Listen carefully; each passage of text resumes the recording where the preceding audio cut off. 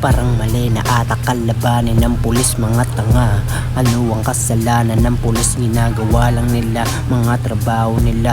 Hindi sila kalaban, isa rin sila sa biktima ng kurap na nangyayari dito sa Pinas. Sabang nagkakagulo, tawang-tawa ang mga hudas. Huwag na natin hayaan na dumami at kumalat. Gawin ang nararapat, kurap kulong na dapat.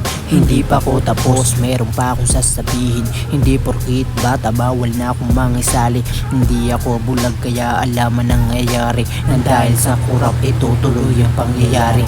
Lubog na nga sa hirap, lubog pa sa baha. Kailangan na lang natin ng pagkakaisa. Ang kurap sa Pilipinas ay hindi mawawala. Kung tayo mag-aaway ay walang mapapala. Yeah. Kung tayo ang mag-aaway, wala tayong mapapala. Kung tayo lang ang mag-aaway ay walang mapapala.